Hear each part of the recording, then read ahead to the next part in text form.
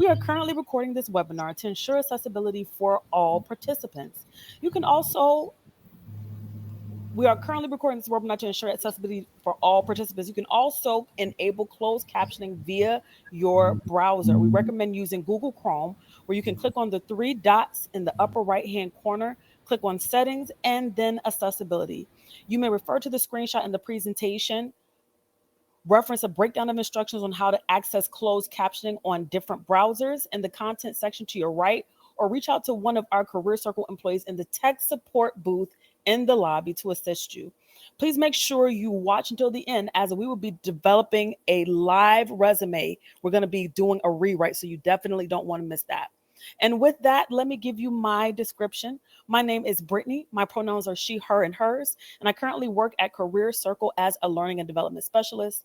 I have black hair and brown eyes. I'm wearing a black and white chevron shirt. I have on wide brimmed glasses, and I'm currently sporting a smile. And with that, I'd like to pass it over to my lovely and knowledgeable panelists to give their descriptive introductions. Thanks, everybody. My name is Ethan Parker. I'm the digital recruiting manager here at Career Circle. I am a Caucasian male. I have brown hair and glasses with a rim on the top and none on the bottom. Nice style choice for me. And then I also have a little bit of facial hair, also rocking a smile today. With that, I'll hand it over to my fellow panelist, Amber. Thank you. My name is Amber. My pronouns are she, her. At Career Circle as a customer success manager. I have brown hair, brown eyes, and I'm wearing a baby powder blue shirt. And I'm currently sitting in my room, which is sage green walls. Thank you, Ethan and Amber. Now it's time to dive into our content. Let's start with the basics. What is a hard skill? What is a soft skill? How do we identify these skills and apply them to our resumes? I'll have Amber kick us off for that. Thank you so much, Brittany. So when crafting a resume, it's super important to highlight both soft and hard skills to present a well-rounded picture of your capabilities.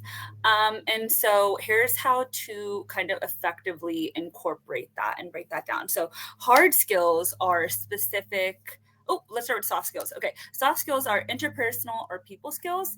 They're less tangible and harder to quantify, but are essential teamwork and communication, whereas hard skills are specific teachable abilities or knowledge sets that are often quantifiable. So these are technical skills required to perform a certain task and can oftentimes be demonstrated through certificates, education, Google certificate holders. I know there's CompTIA, all those things. That is what you're looking at. And so examples of that would be for soft skills would be problem solving and leadership, whereas for hard skills, it would be code analysis. It's really important. I think oftentimes we overlook the importance of soft skills, which we honestly shouldn't. When you're doing a career change, you oftentimes want to really highlight those soft skills to be able to show what your ability is to do in those certain industries, because you may not have the hard skills put to work that you would want in the new industry that you're seeking or the new role that you're seeking. So sometimes we overlook the soft skills, but definitely don't do that.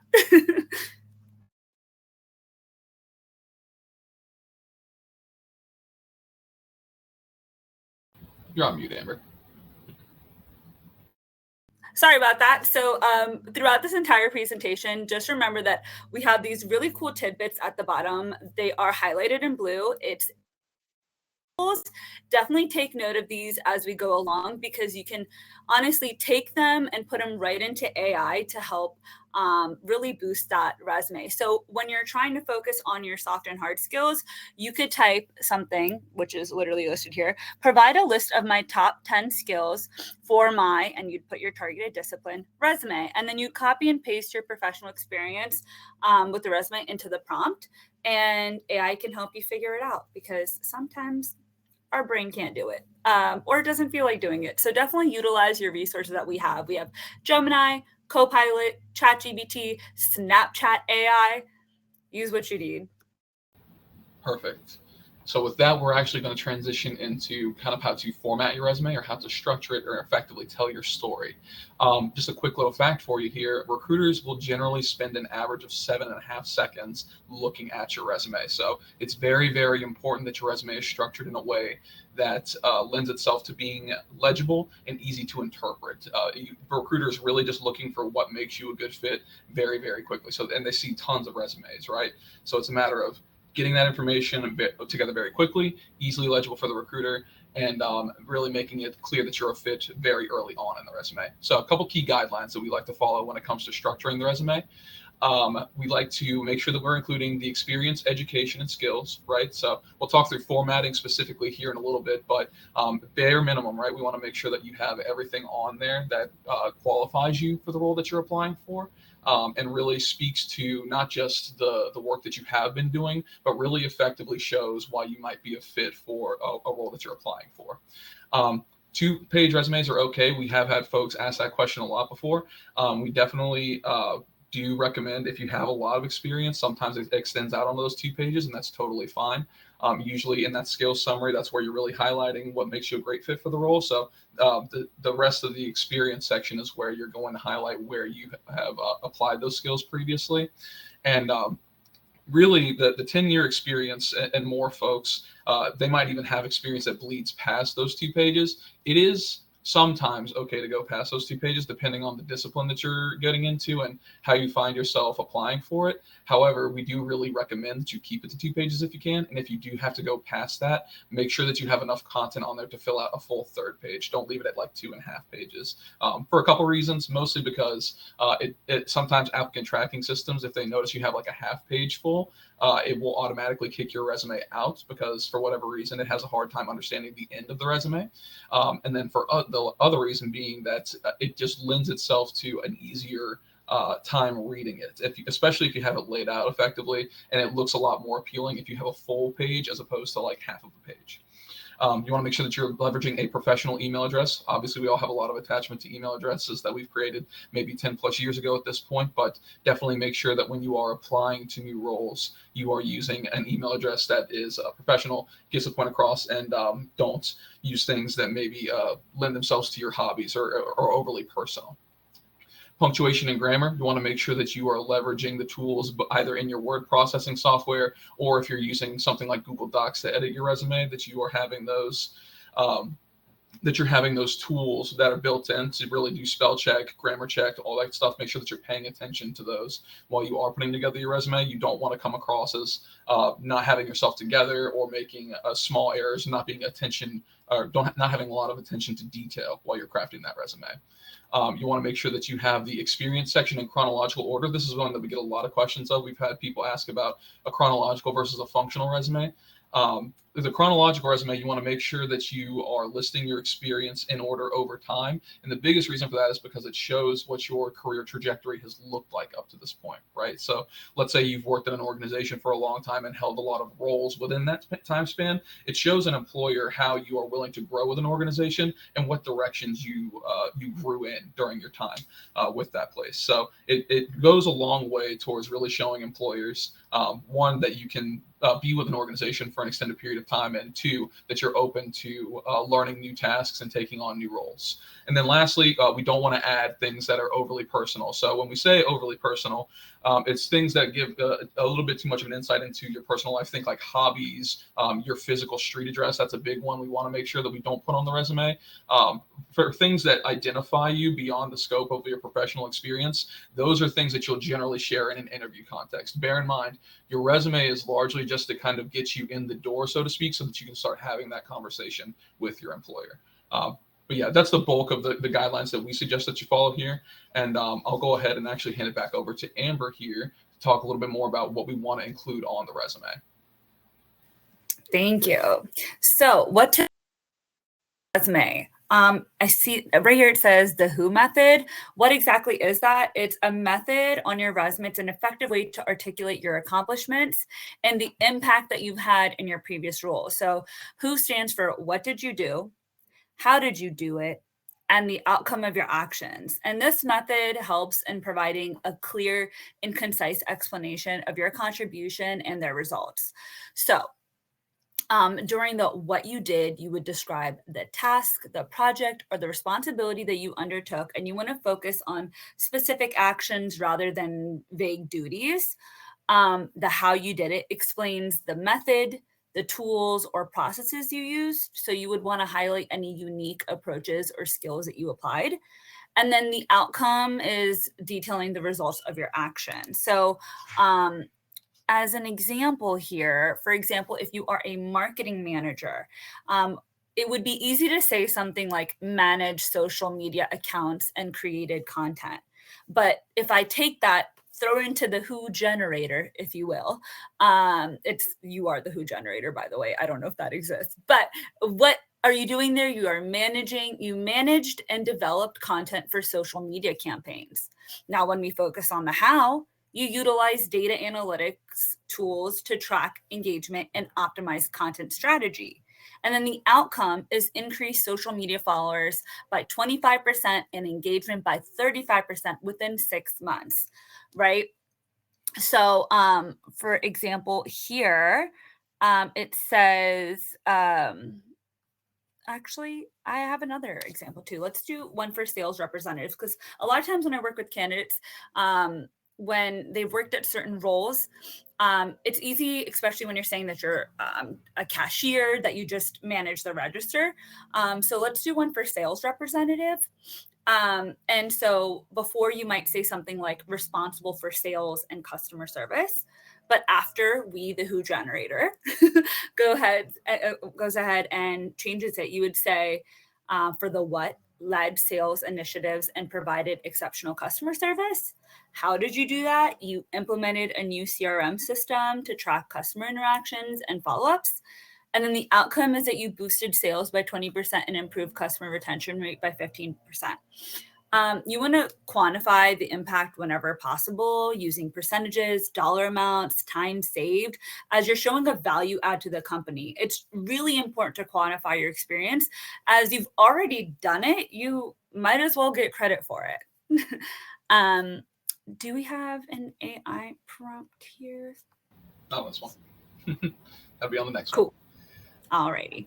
Perfect. So with that, we talked a little bit more about what to include. We're going to actually pivot now a little bit more to how you want to format your resume. So this is very important for a lot of reasons. I saw a couple questions asking about applicant tracking systems and making sure that you don't get rejected. This is where a lot of that comes into play. Additionally, this is what will make it a little bit easier for recruiters to do that quick scan of your experience and get a very quick understanding of what makes you a good fit for the role.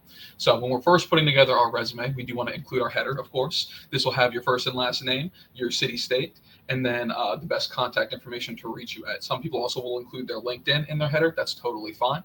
The biggest thing here is you want to make sure that it includes all of the information that's relevant for the recruiter to be able to contact you quickly and also ascertain whether or not you are a geographical fit for the position.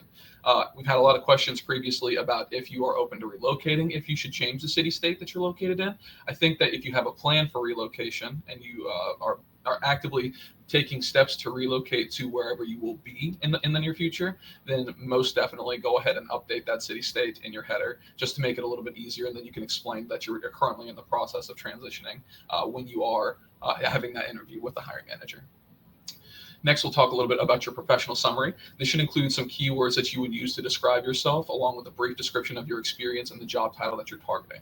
So the biggest thing for those keywords is applicant tracking systems oftentimes will have things that will weigh your experience by occurrences of keywords. So let's say you are looking to get into data analytics. You'll want to make sure that you're including the key terms for that career within your professional summary, your skills summary, and your work experience. The more occurrences of those keywords, the more likely it is that a recruiter will see your experience more quickly, and then also be able to quickly identify one, the skills that you've acquired, and then two, where you put them to work. A quick AI tool or a quick prompt that you could use for AI tools here, such as ChatGPT, Gemini, Copilot, would be to write a 3 to 4 sentence professional summary for my resume using strong action verbs. That part is very important with this text, and then you'll want to copy and paste the skills, professional experience, and education. The reason that the strong action verbs are important is because it shows that you are actively taking action with the skills that you have acquired up to this point. So very, very important. Obviously, employers like to see candidates that that are taking a lot of action in their career and being more proactive as opposed to reactive. For the skills summary, this will be located between the header and experience sections, and this will contain all of the skills that we were talking about earlier. So your technical skills, your soft skills, and then this is really, really important for a formatting perspective. A lot of people will put this in like bullets.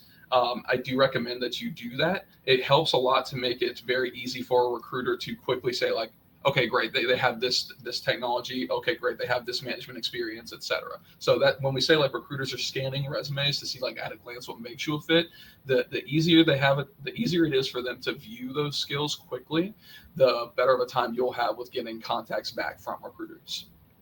From a formatting perspective, I've seen a lot of folks do all of their skills summary just together and then like in a 3-column format where they have all the bullets laid out that way.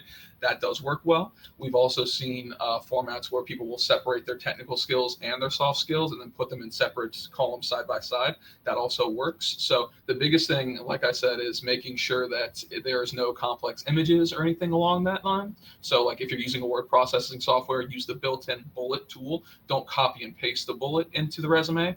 And then making sure that it is very easy to read. So after you complete your skill summary, you should be able to step back, read it, and then think in your head, okay, I think that this makes me a good fit for this job. And then lastly, we're going to talk a little bit more about your professional experience. So this is where you're going to be listing where you applied all of those skills within your professional career. You'll want to write out your responsibilities, starting with the action, so what you were actually physically responsible for completing in your role. The task, so what tools, processes, software, or skills you use to complete the task. Think if you were using Amber's example earlier, if you were using in a sales function with your organization, you want to talk about the tools that you leveraged, if it was mostly digital sales, digital outreach, and if you were using any kind of system to log your contacts to any of your clients, this is where you would really highlight that. And then the results. So this is where you get to really shine and show the bottom line impact that you made to an organization. You want to quantify this if possible, and quantifying it can take the shape of a lot of different things. Obviously, if you are in a results-oriented position, you can actually take the time to showcase how you hit your metrics. So increase sales by XYZ%, right? But in the event that, let's say, your role was a little bit more soft in nature, oftentimes when we think about quantifying that experience, we want to think about how you possibly made the job easier for other people in that position as well. So let's say you are a project manager and your goal was to increase uptime of a major application, right? You would say something along the lines of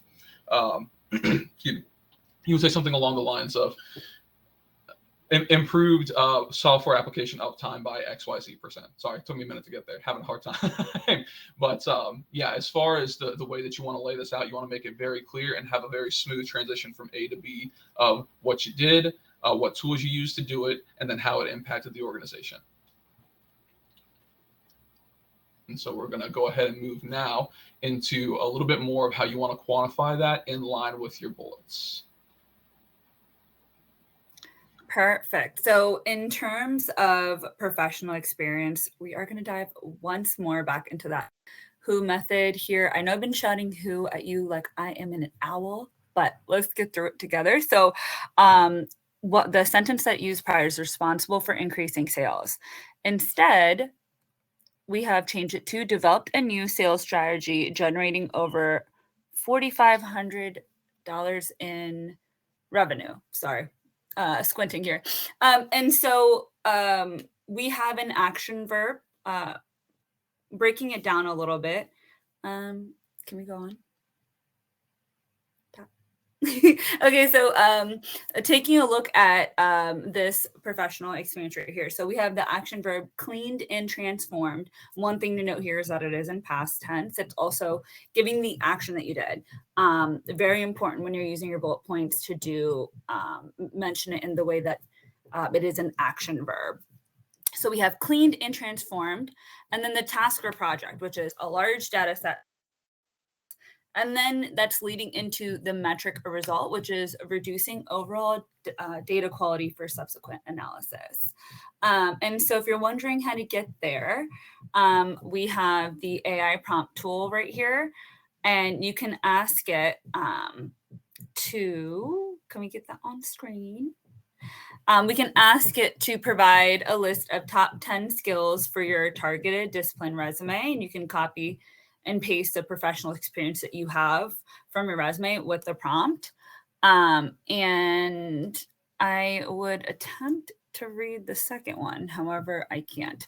But like I mentioned, these prompts are great ways to hop right into it and be able to utilize it that way. Yeah, for that second prompt, write 3 to 6 bullet points using measurable achievements and strong action verbs for your desired job title. So for whatever role that you are targeting as your next step in your career, you want to use that for that section of the prompt. Perfect. Cool. Moving on, we're going to talk a little bit about what if scenarios when it comes to writing your resume for very common asks that we've gotten previously. So starting with career gaps. If you have a career gap on your resume or in your work experience, I should say, you want to make sure that you address it with an inline in the experience section. So from between the two roles that you had where you did have that career gap, you want to basically outline it the same way that you would any other job, right? So you would just say like career break, a career break would really work best here. And then the dates that you did have that career break from. So it could be like whatever date to present, if you're currently on a career break, etc. From here, you want to make sure that you disclose what you've been doing within that period of time that will help you get the job. So let's say you've taken some kind of upskilling or recently completed a certification. This is where you can kind of outline the curriculum of that certification. So talk a little bit more about maybe a capstone project that you had as part of that certification curriculum. If you've been doing any kind of volunteer work that's relevant for the roles that you're doing, or not even necessarily relevant, but more so just to show that you've been continuing to keep professional skills sharp over time.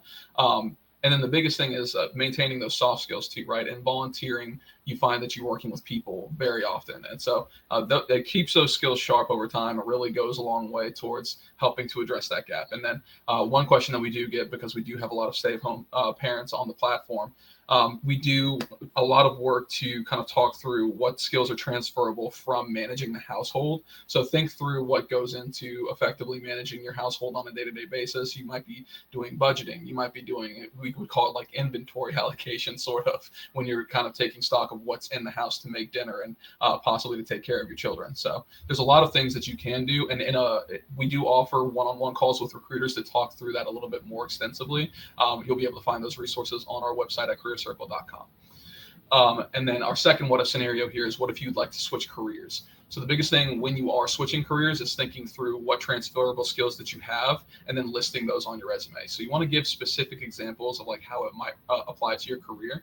If you're transitioning, as an example, from like marketing or sales to a career in project management, those soft skills that you acquired over the duration of that career will be invaluable in your ability to essentially connect with stakeholders and internal business teams and ensure that both are working in step together towards the same business goals. So those communication skills, those soft skills, this is where those are really applicable, especially if you are trying to step into a new career and make a switch, so to speak. And then the last thing is you want to really heavily research the target industry. So this goes a lot of ways, but the biggest thing is making sure that you, whenever you are interested in applying to an organization, you do research on the front end to learn a little bit more about their mission statement, how you might personally align, things like that. But moreover, try to learn on LinkedIn what people are actively doing within that organization, or possibly if they have a role that's similar to the one that you're targeting, take some time to learn a little bit more about what they have outlined as the key qualifications, and then think about how the work that you've done might translate to that. Again, that's something that we cover very heavily in our one-on-one calls. So again, definitely recommend checking out that resource and scheduling a call at the earliest available convenience if that is something that you're struggling with. And so now we're going to go talk a little bit about what you do want to do and what you don't want to do for your resume. We love a good cheat sheet. So creating a resume that stands out is crucial in today's competitive job market. Let me know down below in the comments if you've had some experiences and I know personally in the past, I had resume that I used to apply, and I wasn't really hearing back that much. And I kind of did some research on my end. I wish I had Career Circle as a resource at that time. And I realized really quickly that those changes is what made my resume a lot more attractive to employers. So it's not your past work history, it's how you're presenting it. So going over some of those do's and don'ts. As Ethan mentioned earlier, do include your professional email, because we attachment to our childhood email addresses, but I don't think that barbielover94@hotmail.com is really going to cut it, even if you do plan to work on the set of Barbie. So play with it a little bit. Use a generator if you need to, but make sure you're keeping it a professional email on your resume and across your applications. The last thing you'd want is for a recruiter to be like, wow, this is a really great resume. And then they go to their email search and they go to type in your name and it's like Xbox forever, you know? Next is use chronological format. So let's talk about it really quickly. So chronological resumes focus on past experience, while a functional resume, which we will touch in the don'ts, prioritize future potential. The chronological resume format is best used when you want to show recruiters that you have sufficient experience in the industry. It's also a more conventional format, and it's less likely for recruiters to be distracted while they're searching for the information. So don't make the recruiters go through everything to try to figure out what it is that you're about. Hand it to them on a silver platter, and it might just be a win on your end.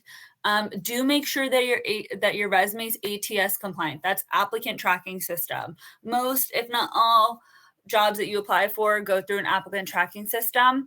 And this is their method of being able to view and sort resumes as well as employees. So if your resume is not compliant to the applicant tracking system, then it might just be an error, might not be able to be visible, etc. So this is something to keep in mind, especially for those who have creative resumes. Although it's really like fun having an aesthetic resume, and trust me, I'm all about it. Let's just make sure that it's readable to the applicant tracking system, and that you're, again, being seen. And that's especially, let's put a star on that for the UX design candidates. I've noticed most on our platform that UX design candidates tend to have really aesthetic resumes, and they're beautiful. I love to look at them, but make sure that they are legible to the ATS. And then lastly, you do want to quantify data to your experience section. And we've talked plenty about that in previous slides and in the who method of it all, but let's go into the don'ts. So don't include hobbies. I know this sounds a little misleading, but let's clarify that a little bit, right? Like, you've been told in the past, like, if you have interests and things like that, you should include that on your resume, make it seem more human, et cetera, et cetera. So if you have a hobby that's perhaps holding a leadership position at a local community center, that's great. I think that that is an amazing thing to add to your resume if you're able to fit it in, especially if you're applying for a role in a leadership type position, like a team lead, maybe like an instructor of some sort, a manager. Those are great things to include, especially if you have specific things. Maybe you put together an event and things like that, being able to show that leadership ability. But maybe leave out gardening out of your resume, unless, of course, you are applying to work at a florist, then fine. Keep gardening in. Next, don't include a profile picture, because biases aside, if you have a photo or graphic in your resume, it's likely not ATS compliant. So let's keep the selfies for Instagram and focus on getting you hired. As mentioned previously, don't use a functional resume, use a chronological format. And don't have more than 2 pages. Now, again, this does require a little bit of clarity here. Dependent on your resume type, academic resumes tend to run pretty long because you do have to include your research and things of that nature. But you do want to make sure that your resume, and this is the overall arching factor, is that You want to make sure it's consumable and digestible.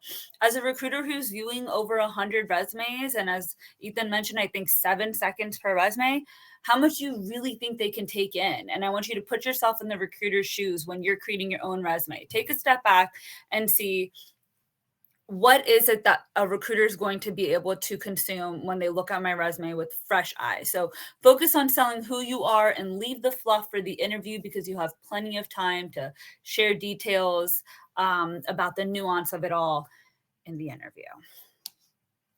Take it back to you, Ethan. Well, it's actually back to me, Amber. I've seen a lot of great questions come in through the chat, and I wanted to take a pause really quick to be able to answer maybe two or three of them. So I saw in the chat, Sarah asked a question specifically regarding some discrepancy when it came down to functional resumes. She said that we had previously spoken about the benefits of having a functional resume, whereas this particular time, this particular webinar, we're kind of saying to avoid it. So, are there any tips on when a functional resume would be beneficial and when it's not beneficial? To Um, my Yeah, I'm happy to answer that. To my knowledge, we wouldn't have recommended that previously. The biggest thing is for the functional resume from a recruiting standpoint is it lends itself to what we would call like recruiting red flags, right? So in the event that you are talking a lot about a functional resume and you're just listing your skills and not necessarily where you've directly applied them at, sometimes to a recruiter or a hiring manager, it can kind of give them pause and say like, okay, it's great that they have these skills, but have they actually used them in a professional context? Or moreover, is there something that they might be trying to hide by not outlining their work history directly in a chronological format? So that's largely why we would recommend the chronological resume. Um, for a functional resume, if there was any space that it would work, it would maybe be when you are working directly with a recruiter or hiring manager. So let's say you were getting ready for an interview and you already have things scheduled, and you were just sharing that collateral ahead of time so that the hiring manager or recruiter could be prepared for an interview. That would maybe be the time, but I would say 99.9% of the time, I would highly recommend a chronological resume as opposed to a functional. Thank you so much, Ethan. The next question from Surgeon, and if I've mispronounced your name, please forgive me. Can we skip the summary if the resume is already 2 pages long? I could. I'll take this. So in terms of skipping the summary, it's not necessarily like a 5 paragraph essay that you'll be writing to introduce yourself. It's definitely not a cover letter, but if you have 1 or 2 lines where you're basically able to say something like, and this is a pretty solid template, is like, a project manager with 5 years of experience working in the blank industry, with previous experience in 6 years in a leadership role, blah, blah, blah, blah, blah, looking to find a position as a project manager and if you are crafting a resume per job, then you can even say looking to find a PM position in the blank industry and then put that industry in it. But it's not necessarily a summary that you're putting in that's super long, but just kind of giving like a quick glance, like going back to that reference that Ethan said of those 7 seconds. If that's the first thing that they see, they're hooked and they're ready to stay. Because if you perhaps had your last 2 positions, although you might have 7 years as a project manager, your last 2 positions, perhaps you took a step back and you did volunteering, and maybe you did a different role. Maybe you decided to go to account management for a little bit and you really decided that's not for you. You're able to highlight what you really want to be seen in that small summary above. I don't know if you have anything to add to that, Ethan. I think in a worst case scenario, right, if you're really struggling to get it on the 2 flat pages and you would find that that space gives you a lot, you can omit it. But to Amber's point, it doesn't necessarily have to be a long thing. It can be just like a quick sentence introducing yourself. Think kind of like a LinkedIn headline, so to speak, but directly on your resume. So talking through your qualifications up to this point and what you're targeting for a new role. And last question, Christopher asked, where would I list a career gap? Great question. So you'll list that in line with your experience. So whenever you did have your career gap, whether it's like you're currently on the career gap or you had it for a couple of years previously in between roles, you'll list it in chronological order with the rest of your experience up to this point. Awesome. Thank you all so much for taking the time. And thank you all so much, those that are watching, for sending us your questions. We are going to get more in depth once we get to the question and answer portion of this. For the time being, we're going to go back into the presentation. Now that we've gone over the mechanics of what needs to go into a resume, let's do a resume rewrite in real life. Take it away. So we'll actually start with the header section. We're going to start basically the same way that we listed the format earlier. So looking at a header here for a resume, Jane Doe's resume. What are some key things, and I'll actually ping the chat here for a little bit of feedback. What are some key things that you think we might remove from this? And if you see me looking away, I'm just checking chat. Yep, seeing profile picture already, seeing physical address, great. Yep, and then lastly, that type of email address. Perfect. So you guys already caught it all. That's perfect. Those are the three big things that we want to change here. So we'll want to make sure that we go ahead and cut that profile picture, take away the physical street address, make sure you're just leaving that city state. You'll notice here we have a different email address now, so it's just first name, last name. This is usually the format that I recommend for a professional email address. However, you can go a lot of different ways, and in the event that something like this is already taken for you, there's no harm in adding a couple numbers on the end. And then lastly, the contact number, best number to reach you at. That's great for recruiters, obviously. Make sure that you get directly in contact with people, possibly a little bit quicker as opposed to digital contact. So yeah, great catches, everybody. Nice work. All righty. So now we're moving on to the experience section. Go ahead and let us know in the comment section down below. Let's see if you can catch, based off of the presentation so far, some of the things that we might want to fix or change. I see them coming in. Results missing. Okay. Quantify impact. Okay, Stephanie. Accomplishments, metrics, the who method, the gap, changing tenses. Okay, you guys are killing it. Okay, let's go over it a little bit. Yeah, we have the career gap that we addressed here. We're demonstrating the who method a little bit better, and the tenses were going a little wonky. Now the who method is being utilized. All of our tenses match. I think that's really important to mention.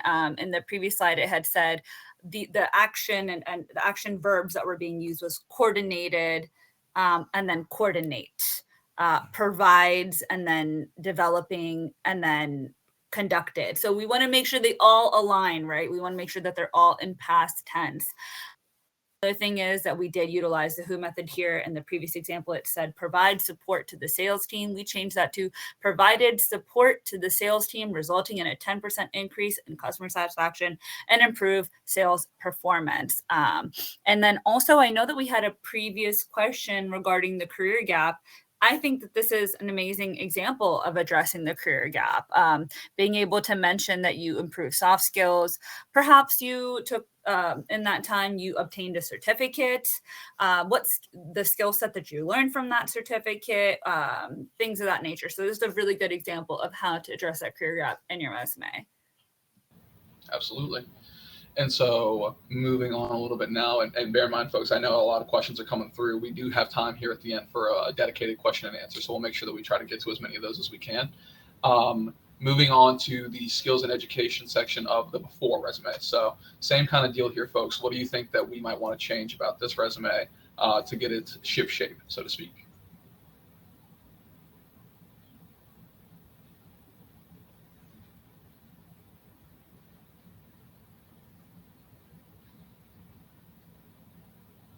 Yep, seeing omit the hobbies. Great catch. Thank you, Sojan. I hope I'm not pronouncing your name incorrectly.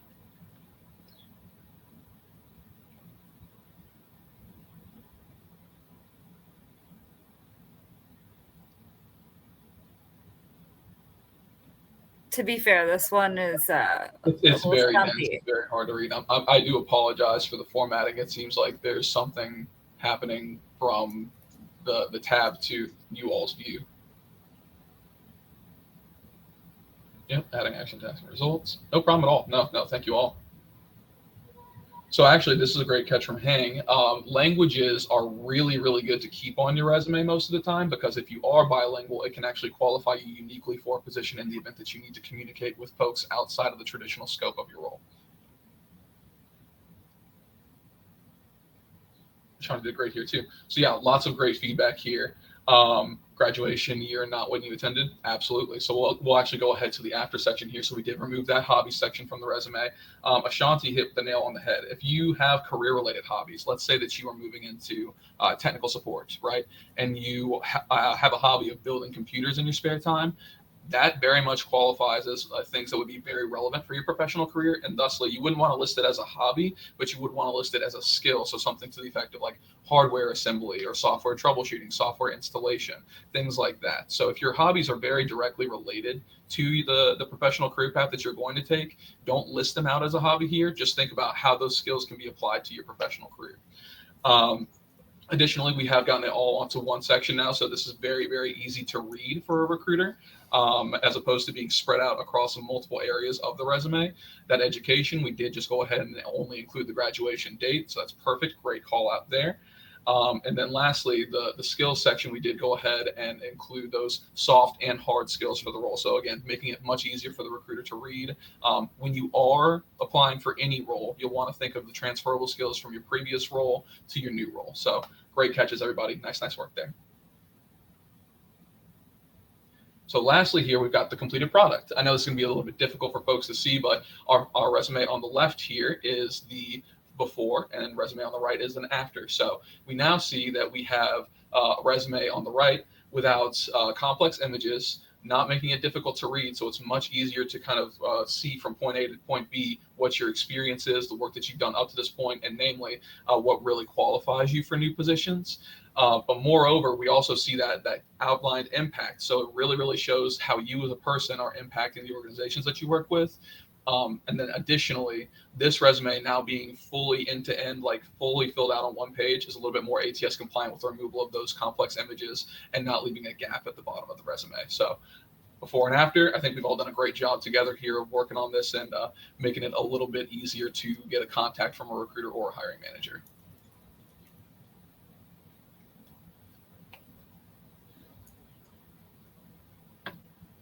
So now I'm going to hand it over to Brittany to help us facilitate possibly a little bit of Q&A here. Thank you so much, Ethan.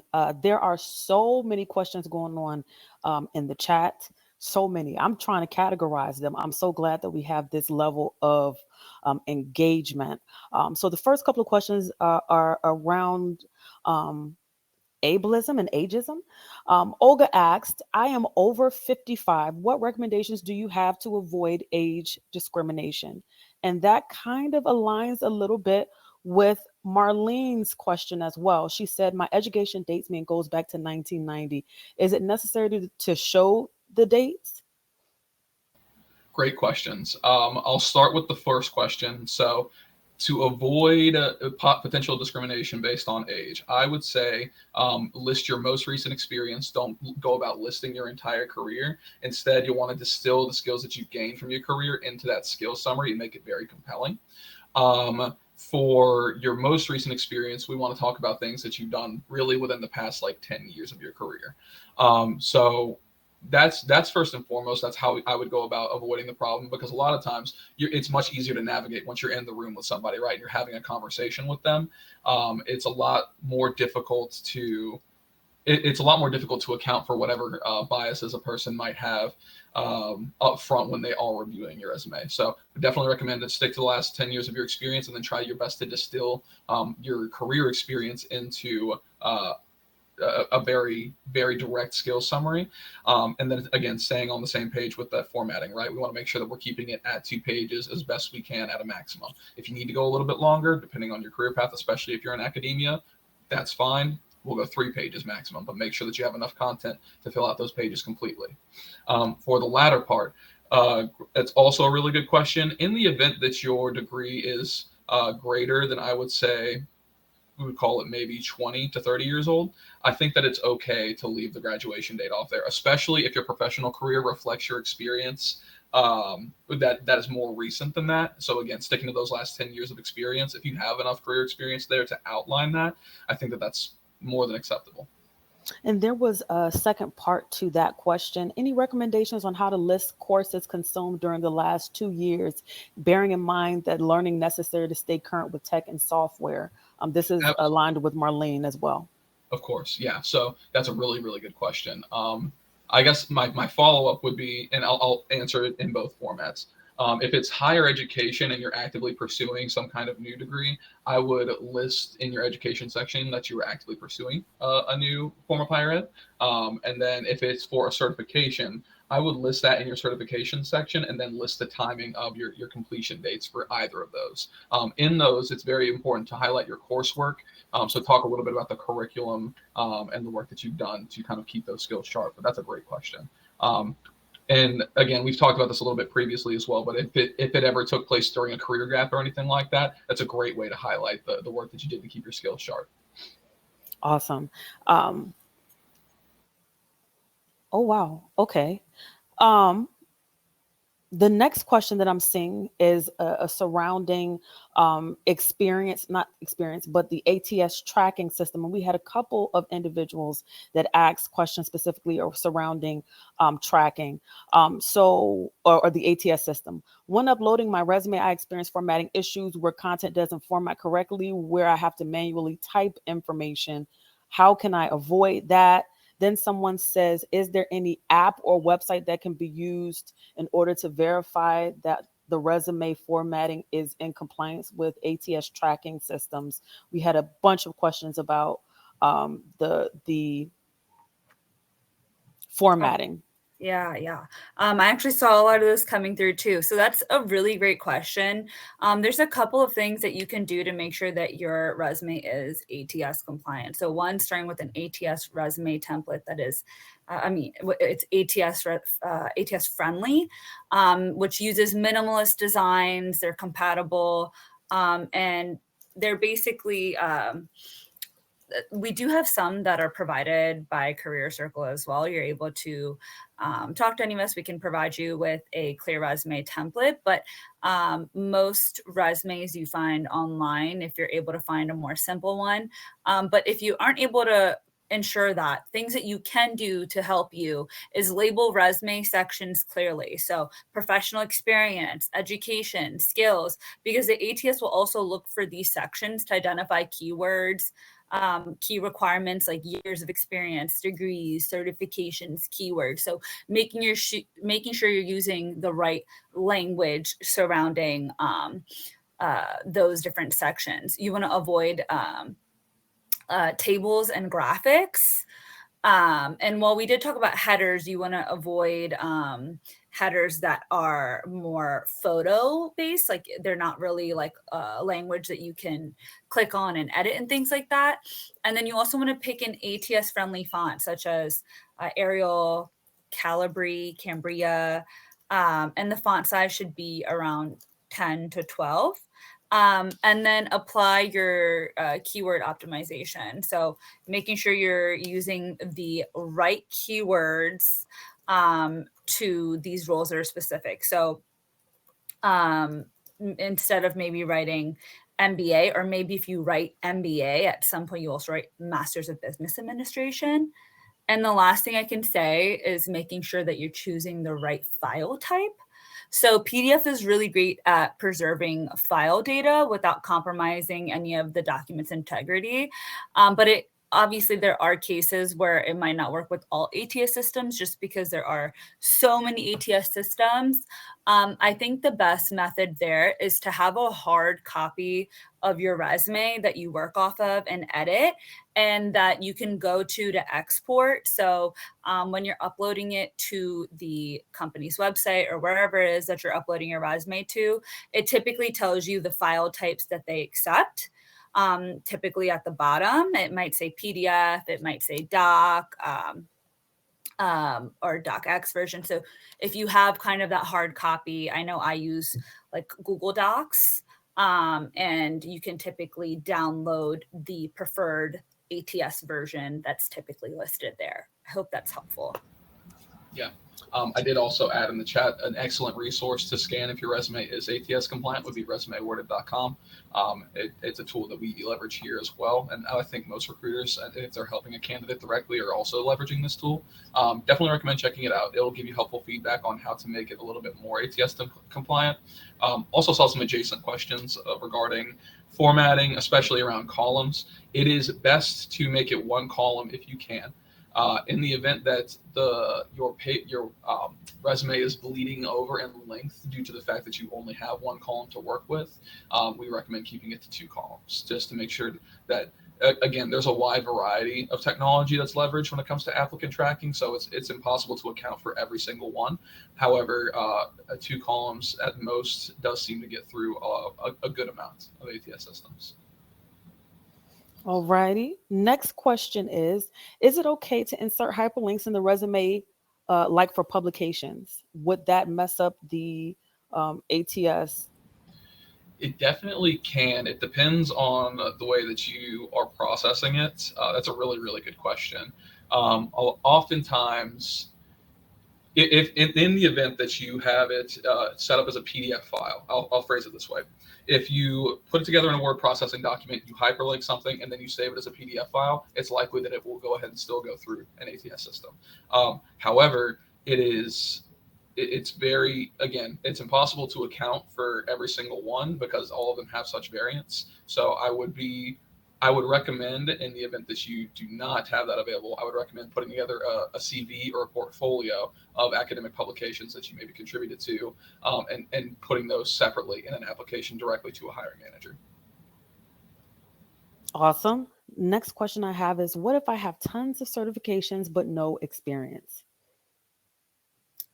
I think that oftentimes we look at experience as not workable, but I do know that, especially in the Google certificates, there's a lot of different modules. Sometimes they have you do like mini boot camps or and things of that nature. And so um, most of the times you're actually even able to Google this, but what skill set you learn from certificates. For example, if you did the Google IT support certificate, you can literally Google the Google IT support certificate skill set that you learned. And they'll typically give you blurbs of what it is. So I've seen in the past when you're saying something like, if you're addressing your career break or that you're talking about the certificates that you've taken, you can use that knowledge that you learned as experience and sell yourself that way. Awesome. Um, Question: do you suggest to add LinkedIn to your resume? I think in most cases it's fine. It does fall into that same bucket of putting links in your profile, in your resume. Um, in a lot of cases, especially if it's a recruiter like manually reviewing it, it's great. They love to be able to connect with you directly, continue the outreach there, continue the conversation. If you are applying on some kind of digital tool, so either directly on the company's website or via LinkedIn or any of those other tools, we would find that oftentimes you want to leave that out and then maybe share it with a recruiter directly when you are able to contact them. Alrighty. I am a freelancer with various clients, often working on short term projects that last less than a year. How can I list this experience on my resume in a way that doesn't make me appear inconsistent? If you have multiple projects that you're perhaps working on, if there's a title that falls under that role, so for example, say you're a UX designer and you've done multiple projects, you can say UX designer and put freelance, or you can say that client projects. But then in the past, I've utilized the bullet points to be able to say which companies that you might have worked for and what projects you had done during that time period, or the overarching skill set that you used in those projects, and be able to detail what you did in those. So say, for example, you did 5 projects in the last 2 years. Well, you can put UX designer 2 years of whether it be like 2022 to 2024, and then put what it is that you did in that time, because just because it was freelance doesn't necessarily mean that you have to you want to get credit for it in the same way. Awesome. Two more questions. Some folks recommend including a career highlight section. Do you suggest doing so prior to your work experience? It's a great question. I think if it doesn't, largely, I would avoid it. However, if it will help you to completely fill out a page, so let's say we talked a lot about making sure that your pages are completely filled out. If it will help you to fill that out, then I think that that's great. Um, it can also, again, really show a recruiter very quickly what makes you a standout candidate. So there are some benefits. Largely, I will say, oftentimes when recruiters are scanning experience, they're looking to see the skills that you have and then quickly where you put into work most recently. So they, not to say that they will just look over it entirely, but some recruiters may not take it into consideration as effectively. But can be a great tool to make sure that you're filling out your pages completely, for sure. And last but not least, when a recruiter only looks at a resume for an average of 7 seconds, what are some ways that we can increase engagement or and get their attention?